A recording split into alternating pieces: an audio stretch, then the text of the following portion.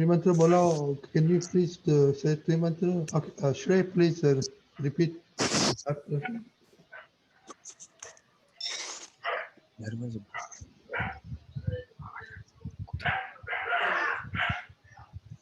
Namo Vitragai.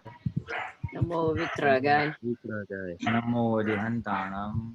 Namo Arihantanam. Namo Siddhanam. Namo Ayariyanam. Namo Namo Vajayanam. Namo Namo Loe Sawa Sahunam. Namo Loe Sawa Sahunam. Eso Panchana Mukaro. Eso Panchana Mukaro. Sawapanasano. Sawapanasano. Manglanam Chasuvesim. Manglanam Chasuvesim. Padmam Havai Mangalam. Padamam Havai Mangalam. Om Namo Bhagvate Vasudevaya. Om Namo Bhagvate Vasudevaya. Om Namah Shivaya. Om Namah Shivaya. Jai Satchidanand.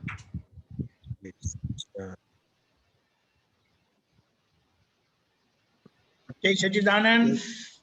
Welcome to the English section now, satsang, and we are very happy that we are introduced this, and with this lot of satsang and science which Dada has revealed, it will be available in English, so all English people, English speaking and who understand only English,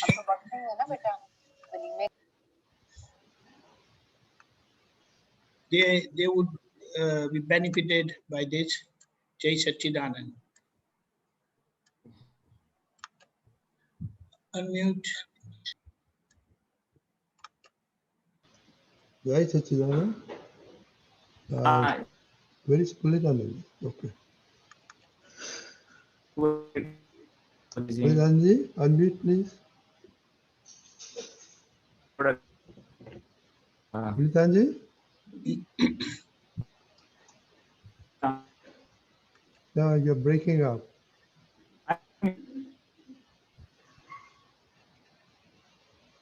Okay, he has to come back. Deepakanji.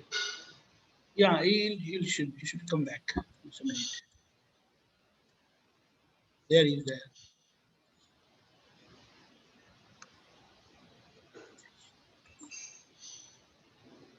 Okay, he's back. Okay, hello. You do see now.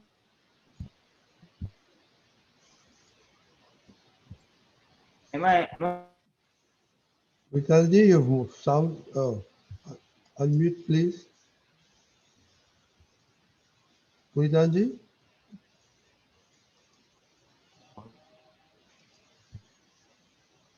Pulinanandji, unmute. No, Deepakanji. I'm trying. I get problem. Pulinanandji, you can keep your video off, please.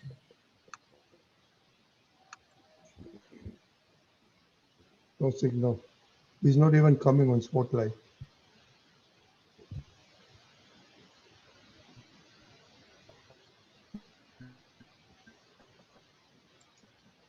Pulinanandji? Hello. Am I audible? Yes. Okay, fine. Hello. Pulinanandji?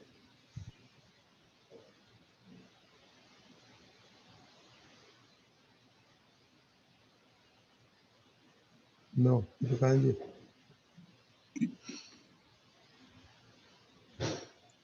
Pulinanandji?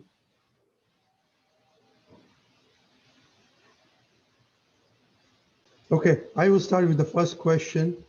Deepakanji, the other day we had been invited to the friend's place whom we know for a while, and they know that we have been in Dada Bhagwan's science for many, many times. So the host just cornered me in the corner and said, hey, what is Dada Bhagwan? How, if somebody says that Rajni is involved in Dada Bhagwan, what do I say to our other friend?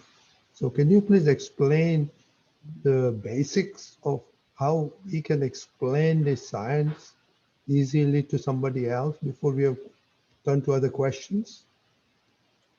Sure.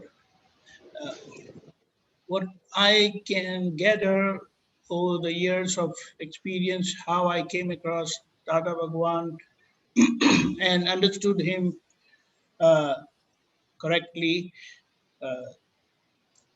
We have the physical science, the physical world, and the science related to the world, physics, chemistry, biology, zoology. But these are external science. And what Dada Bhagwan explored, Mr. A.M. Patel explored, he went inside that if something is there outside, there got to be something inside also. Pulinanandji, are you ready? Yeah, I'm fine. Huh? Yeah. Right. So Video. we Shall I just got, switch off the video? okay. No, carry on, carry on. Huh? So he No, you said, can carry on.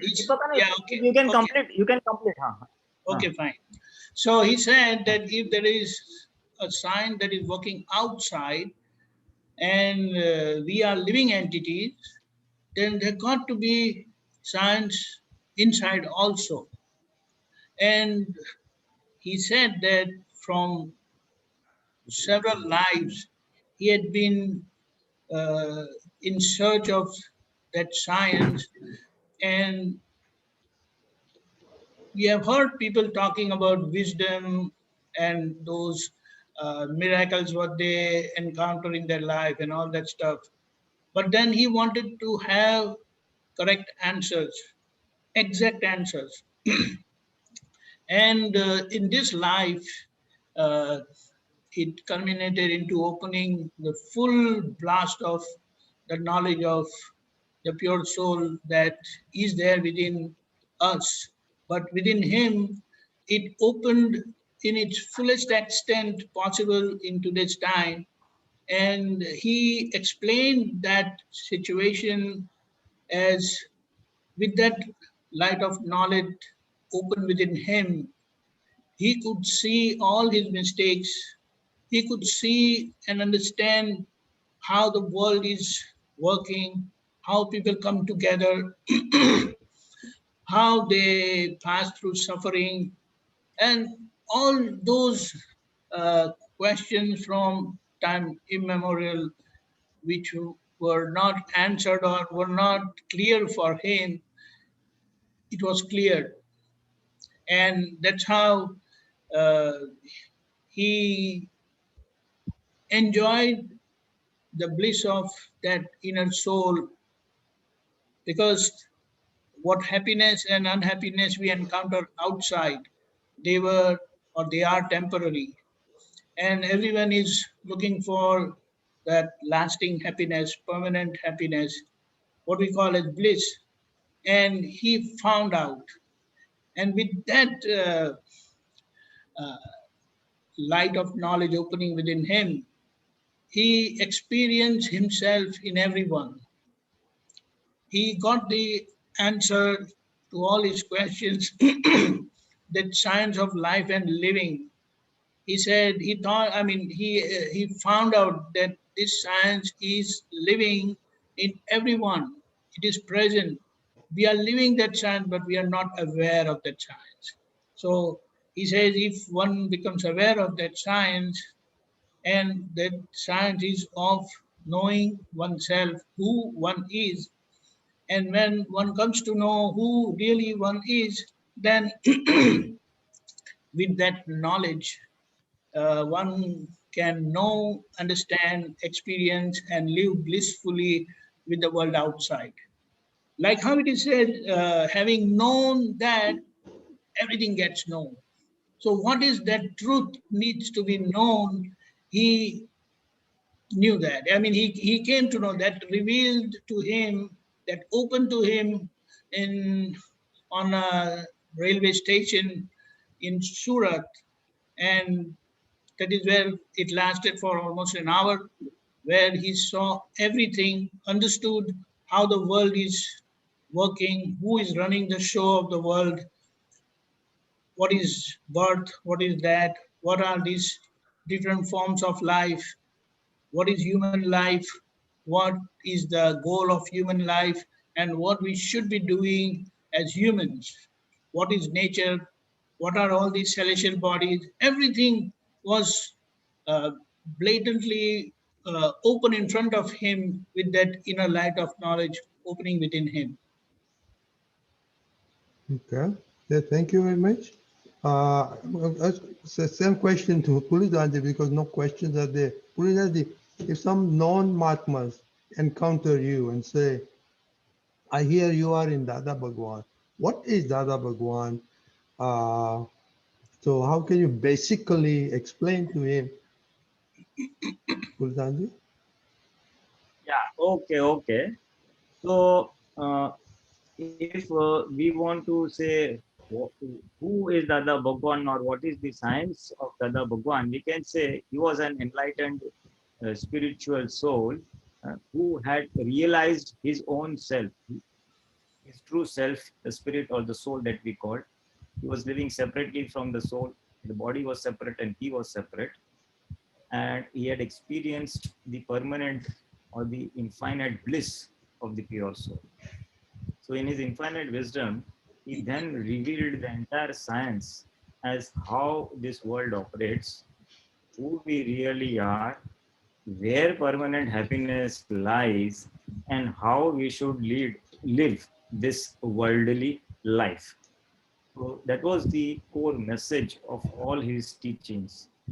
His teachings were, his satsangs or spiritual gatherings were generally in the form of question and answers, where all spiritual aspirants would ask questions to him and then he would give replies to them. The key thing was, the key message or the key uh, teaching was that realize who you are. You are not the name, you are not the body. Name and body are temporary, you are permanent. You are the permanent soul and permanent happiness. Each living being seeks happiness, and happiness, the permanent happiness lies in that permanent soul. In the absence of this permanent happiness, we seek happiness from external uh, our senses, gratification of the senses, the eyes, nose.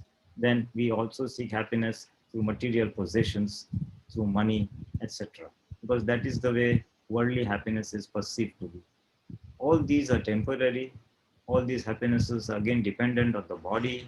If the eyes are good, you will enjoy watching movie on the TV. You see? So it's dependent on the body. Moreover, if really happiness was coming from a TV show or a movie, then what if you did that for 24 hours? Would your happiness multiply? No.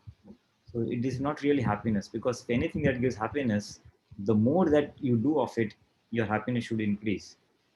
So on the one hand, he tried to tell people that the happiness that you are hankering after, or the happiness that you are feeling that is happiness, is temporary, it is dependent on the body, and it's illusionary. It's not truly, it's very illusionary, because if you do more of it, you again get fed up of it. So then where is happiness? Happiness is in your true self. Then how to recognize the true self? Then he had the divine grace and power by which he could make an aspirant realize his true self or the soul in a spiritual ritual of about 2 hours, which we call as Gnan Vidhi. And with the help of that, the aspirant realizes his true self. He becomes separate from the body. And then all that he has to do is observe the body, the mind, speech, and the body, and let it exhaust its karmas. It will go about doing its worldly activities. It may be job, it may be profession, it may be uh, household activities, raising children, family life, etc. Nothing had to be renounced. See, the biggest key and understanding and the biggest benefit of this science, as revealed by Dada Bhagwan, it is called the Akram science or the stepless path, was that you don't have to renounce anything. You don't have to give up anything. You can lead the normal life, be detached from the body, be an observer to the body, and remain in the bliss of an observer. You gradually become unaffected by the happenings that take place with the body. The body, mind, speech, body, it'll do its work. Somebody will shower praise, somebody will abuse. Both you will be able to take it equanimously because it's happening to the body and you are separate from the body. The body is the neighborer, so you remain unaffected. So what previously, in the absence of this knowledge, the ego would get bruised if someone hurt, or the ego would get elevated if someone praised. Now, in both situations, this will down gradually diminish as we exhaust our karmas. You see, the effects, worldly effects of good or bad, gradually diminish. You remain separate and experience the infinite bliss step by step as the karmas that we have brought get exhausted slowly and slowly, then the separateness, the awareness of the separateness, the jagrati of the separateness increases slowly and slowly, and we remain anchored in the self, absolutely aloof and separate from the body. The body does its work, the soul remains an observer to that, and we experience a lot of bliss. And in this process, the ego gradually diminishes and reduces, and ultimately diminishes to a very low value. And finally, you can always remain in a state where they become separate totally and remain separate totally. So this was his science, the science of the self, the science of infinite bliss, the science of remaining separate. The crux and the biggest advantage was it did not put a religion in the form of rituals and practices, but he revealed, just as you have the physical science of physics, chemistry, and biology, where everything is in experiment and experienceable. Same thing, he opened up the spiritual world, the spiritual science of the six eternal elements, how the interplay of the six eternal elements cause all situations to arise, where we are, how to remain separate, and finally, what is the destiny? What is the purpose of this human life? The purpose of this human life is to be free from the cycles of birth and death, to remain in a position of permanent bliss, and that is ultimately moksha or liberation. So that is the purpose of human being. How to achieve the purpose? What is the science? And then he elaborated quite a lot. How to lead a good worldly life. If someone abuses you, someone hurts you, how do you take it? How do you ensure that you don't hurt anybody? And then how to lead a good family life with husband, wife, children, parents. How to handle money, need of money, how it is obtained, how it should be spent. So he had shed light on various worldly aspects, as well as on various aspects of purushartha, uh, whereby we can increase our awareness and increase our separateness and uh, gradually progress on the path of moksha. So this, I would say, would be a brief summary of Dada Bhagwan.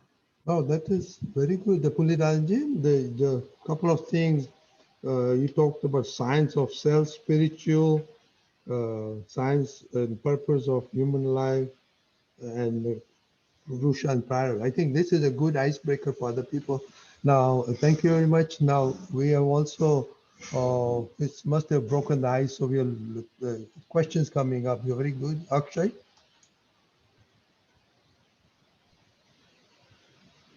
Jai Satchidanand Pulinanandji. I have Yes. one question. Question as a parent. Uh, just recently, both Aptaputras talked about that Dada Bhagwan Jnana is science, is a science. But as a parent, also, I have heard from others that it is very important for your child to learn language, your mother tongue language, and especially Gujarati language, because the Gnan came in that language.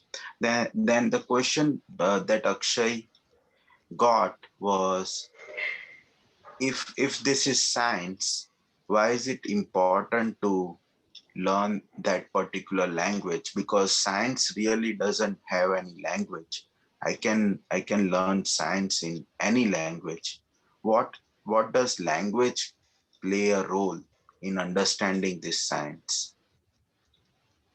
It's a good question. You see, basically, this science was revealed by Dada Bhagwan. And since his language of communication was Gujarati, he has he has spoken or revealed the entire science through spiritual satsangs in Gujarati. He had spoken at length, uh, and all his satsangs generally were in Gujarati. At times he spoke Hindi and also in English, but the depth and the depth of the science and various aspects and phases of the science he has revealed in Gujarati. So if you understand Gujarati, you will be able to understand the science better, because some amount of the essence does get diluted when you try to translate. All words, English we may not find equivalent words in the English or any other language as much as it is in Gujarati, you see. So if a person can't understand or Gujarati, then he will understand the finer nuances of the entire science.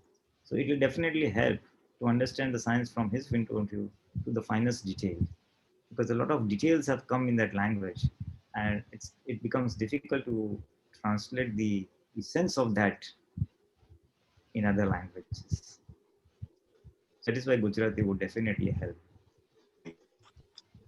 And we can definitely inculcate or encourage our children to learn this language slowly and slowly. And the experience shows during his lifetime also, when he was in the United States, that the youngsters did not understand Gujarati. So he had only said, try, do the bhavna. And everybody just had an intention setting that I learn Gujarati so that I can understand the science. And gradually they just happen to understand the science, understand Gujarati, and now they are well versed.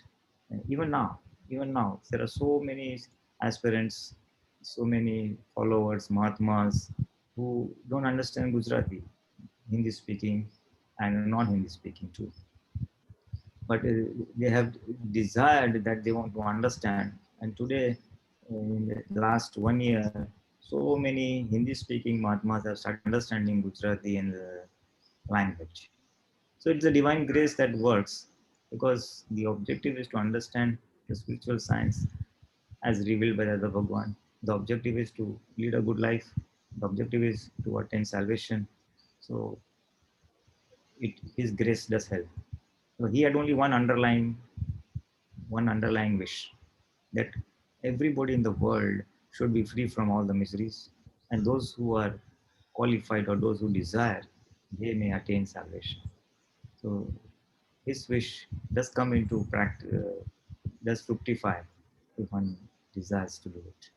So the answer to your question is, to understand the deeper aspects of the science, it will be useful to understand the language Gujarati. That's it. Okay, Akshay? I Akshay? think one more question got, yes, Rajininkar. One more question got raised. Uh, like, can you explain grace scientifically? Grace. You, you, Well, you you see, mentioned divine.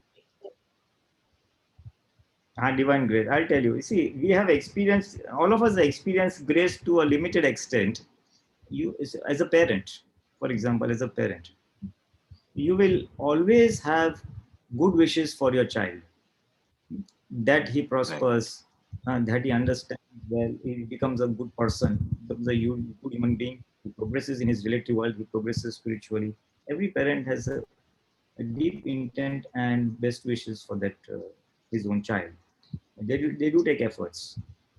Now, if the child goes along with you, does what you say, and progresses on the path that you feel is useful for him, automatically it will generate a lot of goodwill in your heart for him or her. Automatically, you will be more and more inclined to help. Compare and contrast it with another scenario where the child does not obey you, it abuses you, does not listen to you, then you'll have no feelings from your heart. Yeah, you will do all your duties as a parent, but that feelings from the heart will not be there. The well wish will not be there. You see. So this is what grace is there. If you do anything for if the child does as per your following, your heart goes out. You know, your well wishes go out. It's a subtle vibrations. Subtle vibration. Now this is a rough analogy to understand what grace is. This is your heartfelt good feelings. Similarly, it was his heartfelt good feelings for the entire mankind. For the entire mankind, that everybody be free from all sufferings. Everybody attain permanent happiness. So the science is that when someone you have intention and someone comes in your radius of that intention, grace flows. He gets it. Now let me tell you my experience on that.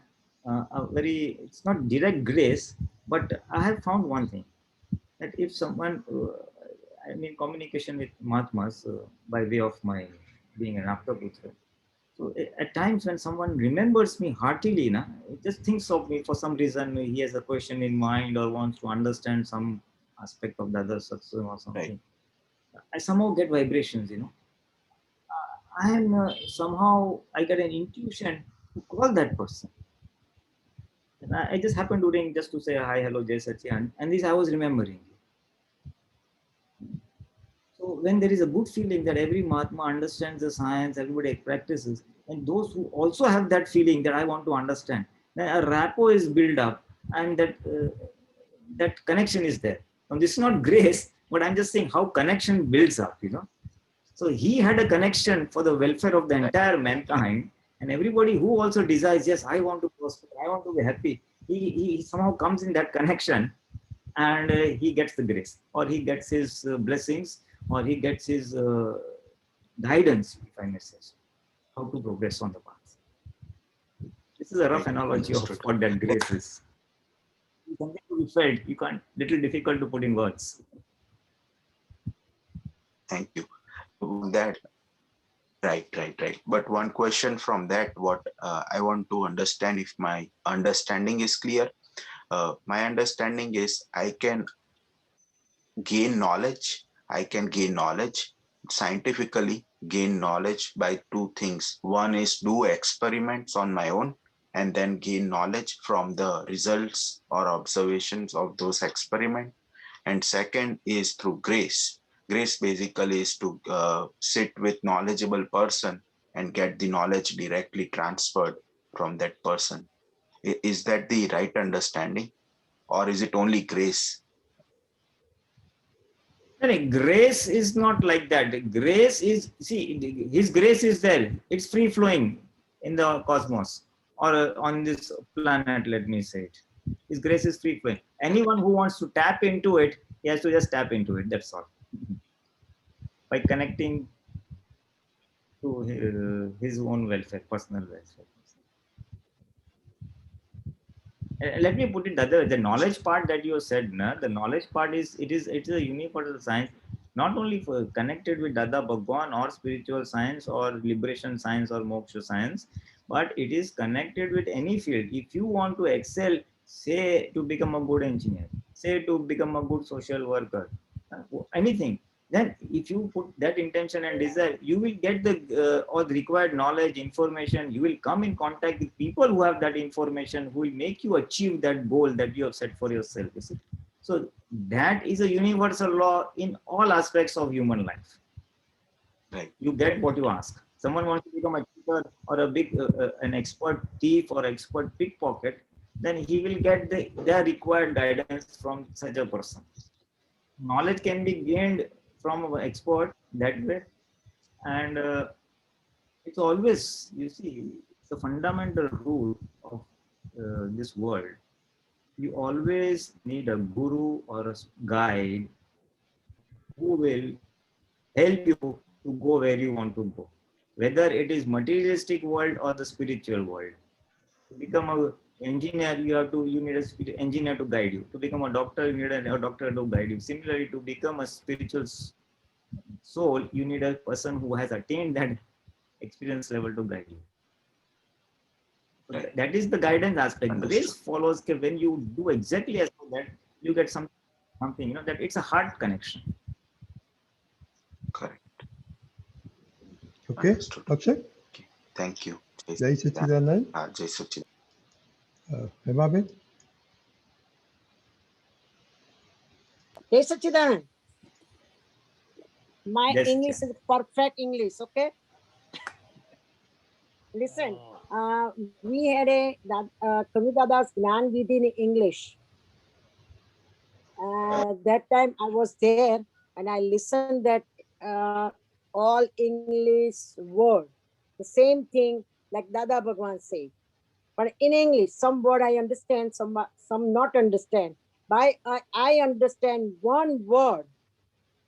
I am abode of infinite bliss. I understand that. But then Akshay asked the question, so many questions, 2 questions. That's for me also, I understand. But we don't learn proper Gujarati also. Akshay, we don't learn proper Gujarati because we don't understand Dada's Gnan. That's why. See, if you speak Gujarati, that's fine. You understand nice. But our understanding is very, very poor. Like children. That I don't feel that we don't know English. I feel all the time English because my grandchildren are always speak English. And I asked my granddaughter one day, I say, you understand what God you believe? Right away she say, I don't believe outside God. I believe in inside God. What question I have inside? I don't give any answer. You understand that? And then I explain me, and then so many times Aptputra came here. They take the lesson for children also. That time my other daughter asked the question all the time. What is a Shudhdhatma? They explain all the time. We have Shudhdhatma inside his body because they always said Gujarati. See, and they don't understand. Only word they understand is Dada Bhagwan, Shudhdhatma. My daughter always asks, what is a Shudhdhatma? That's, I understand we are Shudhdhatma, but what is the next answer? They don't give answer proper. So what is explaining? You go school all the time in English school, then you understand. My question is, our is a, you are always right because see, that's why I'm always in a understand English more because I want to teach them. My grandchildren, sometimes they come here. We can't say anything with true words that I understand. That's it. Whatever they want, I give it to that money. That's not important for that. We understand. I learned from Deepak Bhai, Aptputra. I understand that later he gave it to Dada Bhagwan. Deepak Bhai, you understand that later. What you see, what you believe. That one sentence he gave it to, that touched me my heart. And that day, our parents, what you give it to that not important. What your behavior, they go to children. Am I right? Yeah. I had the question that. Now that's true. If you want to really train children, then you have to behave accordingly. As they say, you have to walk the talk, Your actions and your speech have to synchronize. You have to practice what you preach, especially with children. Children, they absorb what they see rather than what they listen. You teaching them waking up early will not work. If they see you waking up early, if they see you doing it, Aarti, if they see you not leaving food in your dish, they will practice accordingly. If they see you killing a mosquito, they will also kill a mosquito. actions speak louder than words. As you see, so you reap, so we have to, we really have to. Thank you. My English is perfect, right? English? Anyway, you had one simple. Pulinanand, no voice. As you see, so you learn. As you see, so you learn. That's the phrase. So that is true. Dada Bhagwan was also there. We learned from Dada Bhagwan precisely the same way. We learned purely and purely from his speech and behavior. We could not recognize his inner state of being to the extent in his presence. We were purely his behavior, by his speech, by his loving nature, overflowing love, Prem Swarup. So, uh, actions always, if you want to teach someone, then whatever is there within you, strength of character, as they say, Charitra Bad, strength of character is of prime essence if you want to be a teacher. If you want, you have to set an example yourself. Mahatma Gandhi practiced what he spoke. Yes. And that is the truth. So if you want your children to behave, act, understand in some way, then you have to set an example.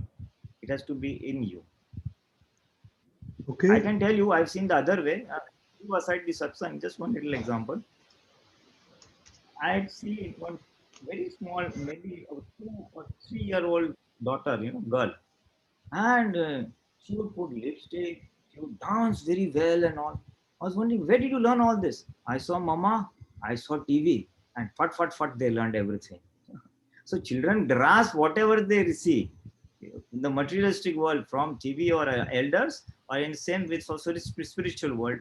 They always come from the elders. If you watch TV and then ask them, don't watch TV, they cannot work. You have to Thank you. sacrifice a lot. To be a parent is a very Radni uncle, Hebaben. મારું English કેવું છે? Okay, afterwards, we have less time. Hebaben, okay, Jai Sachidanand. જય સચિદાનંદ.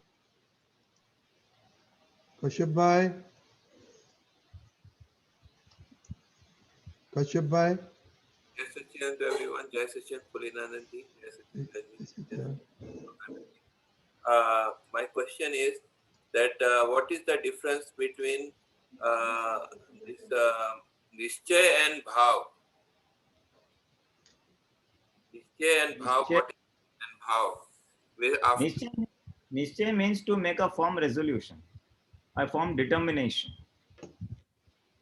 And Bhav is an intention that I intend to do this. So do we do during Nischay, we also do Bhav, is it right? Yeah, that is understood, because obviously you will do Nischay, you will do a firm determination to do something. Yes. So as a resolution or that determination for what? That it is inbuilt into it. So there is no clear boundary like that this is Nischay and this is Bhav, and that we are doing now Nischay. So it is mixed, right? No, I explained right now. Bhav means this is what I wish, and Nischay means to make a very firm resolution. Yeah, but during resolution also we have some Bhav, right? When you make a very firm determination, that is your Nischay. But Nischay to do what? Then that to execute a particular wish or a particular goal. Goal, yes. So Bhav also comes in. Obviously, you will do a resolution to do something, so that goal has to be there, na? Goal has to be there. And next one, another thing is, what is Mann-bhed? Mann-bhed means difference of opinion. Not difference of opinion. Mann-bhed actually, where the difference of opinion widens to such a large extent that the mind breaks down. Breaks down in the sense his thinking and your thinking, the opposite person's thinking and your thinking don't match, and internally you just there's a big barrier between the two, mental barrier. Mentally, both of you are poles apart. Mentally, you get poles apart that somehow I will just not be able to match with this person, or somehow I'll not be able to match with this person's line of thinking. So the mind breaks down. That is called Mann-bhed. So what is the difference Mann-bhed and Mat-bhed? Can you give us some example? Mat-bhed means you have difference of opinion. I feel this is like this, someone feels this is like this. So difference of opinion everybody can have. But if that widens, if the differences widen and they become rigid, then it leads to breakdown. It leads to a mental breakdown. So that is Mann-bhed. So can you give an example? It will be clearer, that when it is Mat-bhed and when it is Mat-bhed, difference of opinion, though you have day in and day out. Yes. You differ with so many viewpoints with your family members. You say, let's go this at 4 o'clock. You say, no, we'll go at 4:30. But then somehow you adjust. Either you go at 4 or he comes at 4:30. But then if that happens every day, that fellow doesn't listen to you at all and does always the way he wants, then your mind breaks down. That I just cannot get along with this person. Your mind says, I just cannot get along with this person. That's all. And the mind breaks down. That is called Mann-bhed. Okay, I got it. When the thinking also it cannot match, in any. Yes. In Mat-bhed there is some space for thinking to match. Some there is scope. Yes. Thank you very much. Jai Satchidanand. Jai Satchidanand. Puja? Jai Satchidanand. This is more of like a foundation question for the Namaskar Vidhi. I was trying to decipher the difference between when you say Bhagvat Swarup, Shudhdhatma Swarup, and Tattva Swarup. And the only one that I really think I understand is when you say Tattva Swarup, that's pure Chetan, pure Chetan. But between Bhagvat Swarup and Shudhdhatma Swarup, can you maybe provide some insight on how to think about them when you say it in the Namaskar Vidhi? Basically, just a brief before we answer that question was the Namaskar Vidhi. The previous sentence in the Namaskar Vidhi, Akka Brahmana Jeev Matrana Real Swarup ne Atyan Bhakti Purvak Namaskar Karu chu. I bow to the real in entire all the living beings of the cosmos, of the Brahman. Now, what is that real being? Then what that real being is, that is defined in the remaining three obeisances. Real Swarup, a Bhagvat Swarup. That means this real Swarup, the true self, the true real self, is seen as a Bhagvat Swarup, and that means we look at from the person in whom this soul has got manifested. That body is called Bhagwan. Bhagwan means that body in which the soul has got manifested. Krishna, Ram, Bhagwan. Why they are called Bhagwan? Because the Atma was manifested, the soul had got manifested in that body form. So we cannot see the soul of anybody, but we can see the body of that enlightened being. So that he's an enlightened being, or the soul has got manifested in a particular person. How do we feel? Because his external body is having some traits and characteristics. So we call him Bhagwan. So real Swarup, a Bhagavad Swarup. So I am able to conceive the real Swarup by the physical Bhagavad Swarup, the external Bhagavad Swarup, those Bhagavad qualities, divine qualities. Then real Swarup, a Shudhdhatma Swarup. Then he goes to the Tattva. That means the real Swarup is the pure soul within each and every living being. The real being, the obeisance that I was saying to the real tattva in each real elemental form, in each and every living being, So what is that real elemental form? It's the pure soul. Real Swarup is Shuddhatma Swarup. Real Swarup is the pure soul. The permanent indestructible, pure soul. So I'm paying obeisance to the real being, means I'm paying obeisance to that pure soul which is in all the living beings. The third way of identifying the same real being is as a Tattva Swarup. Real Tattva Swarup means it is an absolute element by itself. There are 6 permanent elements in the universe. 6 permanent elements in. So the pure soul is one of those elements.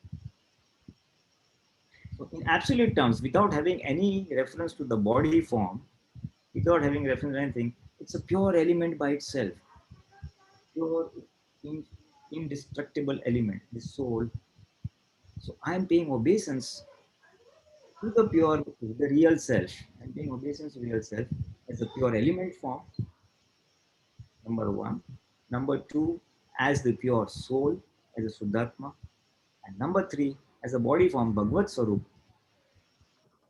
That is that body form in which that pure element form, the Shudhdhatma or the soul, has got manifested. So I'm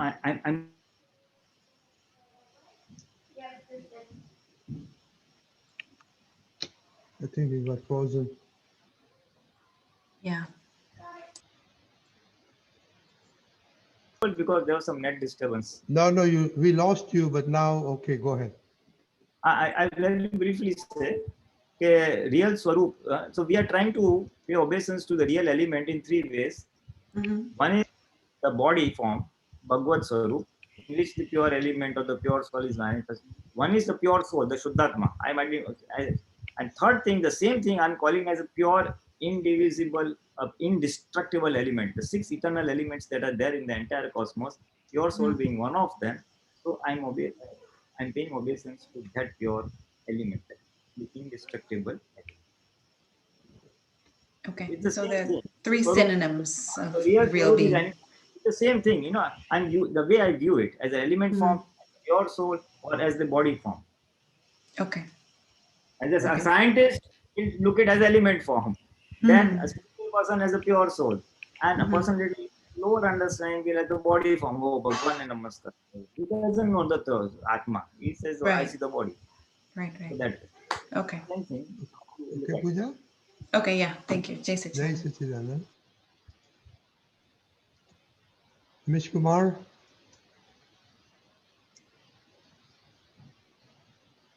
Jai Sachidanand. Pulinanandji, can you explain what are the other 3 elements? You already explained the 3 elements. What are the other 3? There were total 6.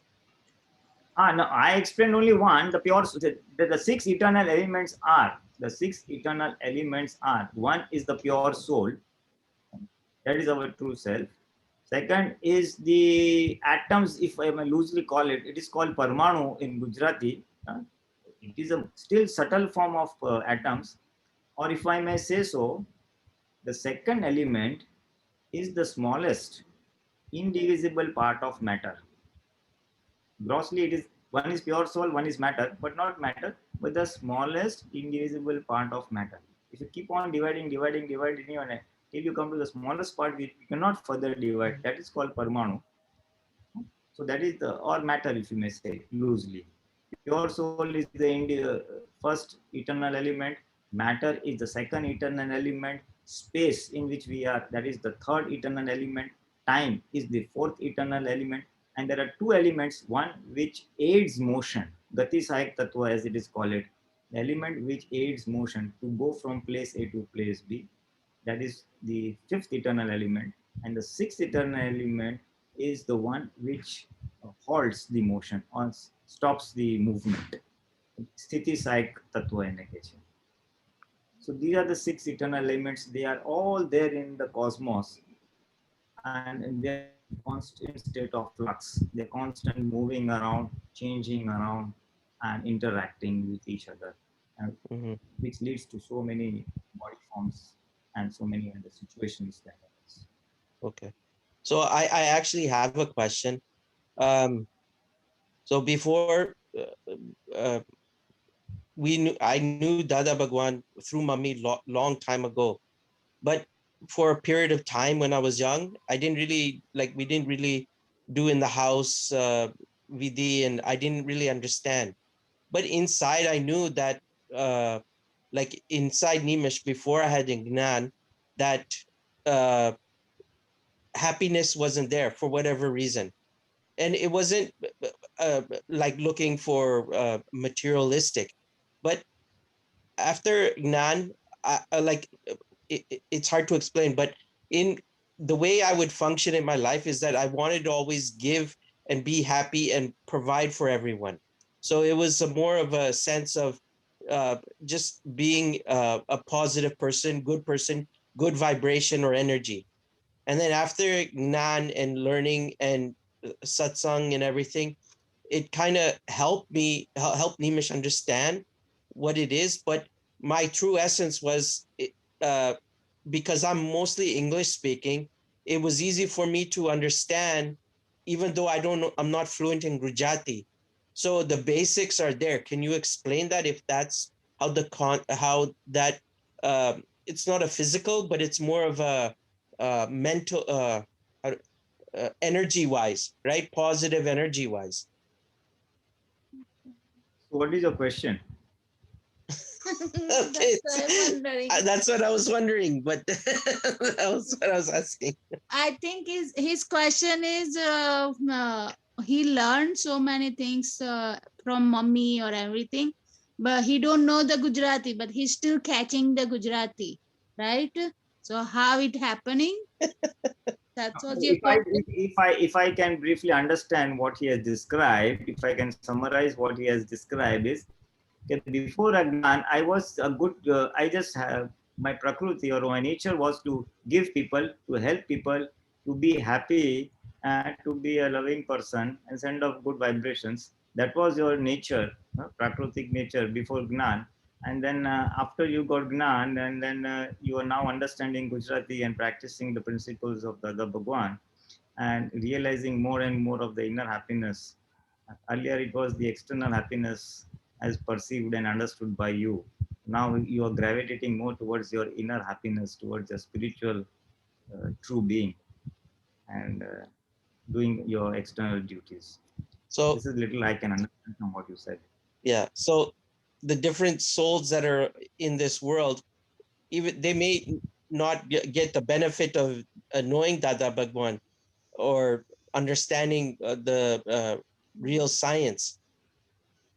Isn't just the natural nature of a positive or a good person enough to move up to the next, to moksha, to actually start propelling up? Irrespective of what happens to other people, spiritual journey of progressing towards liberation is an individual choice. It's a individual's development. Yeah? As a person evolves spiritually over infinite life births, not this birth, infinite life births, gradually he goes up the spiritual ladder. And then at one point of time, everybody seeks happiness.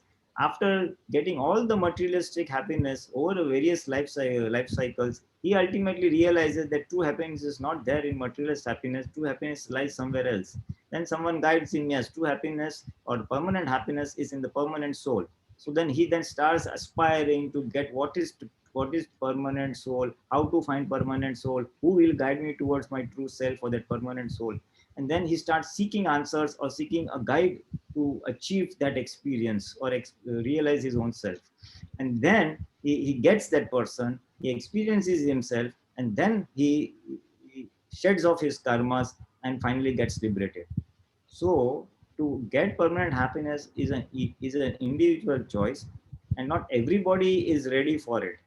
It takes many life births to come to that conclusion that permanent happiness is in the pure soul, that I am not the body and I am the pure soul. So it's an evolution over many life cycles that one reaches that conclusion and then attains that state of being, as we call samkit, or knowing the true self, and then finally shedding off all karmas and getting liberated. So that's the individual spiritual journey. So, and it varies from person to person. Okay, Nimish bhai? Yeah, Jai Sachidanand. Jai Thank you. Sachidanand. Here's the last question from London. Mukesh bhai? Yeah, Nischay and Pulinanandji. Just had the one question which just I think Pooja Ben has just asked about. So I understand. Correct me if I'm wrong. So Dada Bhagwan state as a Gnani Purush is between Bhagwan and Tirthankar, between them. So when you say real Swarup a Bhagvat Swarup che and real Swarup che Shuddhatma Swarup na namaskar karo, real Swarup Tattva Swarup. So in which category Dada Bhagwan fall in? નહીં દાદા આખા બ્રહ્માંડના જીવ માત્રના real સ્વરૂપને અત્યંત ભક્તિપૂર્વક નમસ્કાર કરું છું. I am paying obeisance to the real swarup in each and every living being. So it is obeisance to each and every living being. So Dada A.M. Patel or Dada Bhagwan the Gnani Purush also has the true soul within him. Then we are also paying obeisance to the 360-degree pure soul within A.M. Patel or Gnani Purush who was at 365 degrees or 356 degrees. Okay. He himself was doing obeisance to the Dada Bhagwan within himself. So we are also, when we say that sentence, we are also paying obeisance to the pure soul within Dada Bhagwan. Dada Bhagwan, so we call him Dada Bhagwan. Actually, really speaking, you also know that during his lifetime, we always used to address him by Dada. Dada, am karo che, Dada, Dada, do this, Dada, do that, Dada, we are going away. We never called him Dada Bhagwan. And he also told that I am not Dada Bhagwan. Dada Bhagwan is within me, the 360 degrees. That's true. We have now we are talking about him. When we say Dada Bhagwan, we really mean A.M. Patel, 356 degrees, enlightened spiritual person. So that's the fine distinction between Bhagwan and the Gnani. Thank you. Jai Sachidanand. Okay, operator, we have time is up. So, Pulinanandji, can you do Trimantra and Ankush bhai, please follow? Yeah, sure. Namo Vitragai. Namo Vitragai. Namo Arihantanam. Namo Arihantanam. Namo Siddhanam. Namo Siddhanam. Namo Ayariyanam. Namo Ayariyanam. Namo Vajrayanam. Namo Vajrayanam. Namo Loe Sawa Sahunam. Namo Loe Sawa Sahunam. Eso Panchana Mukaro. Eso Panchana Mukaro. Sauvapavappanasano. Sauvapavappanasano. Manglanam cha Savesim. Manglanam cha Sauvesim. Paramam Havai Mangalam.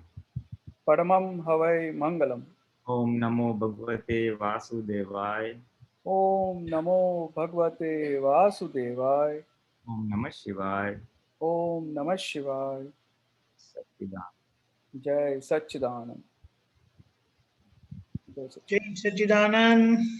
Next program announcement at 7:45 we have the Junior Forum. Then at 9 p.m. we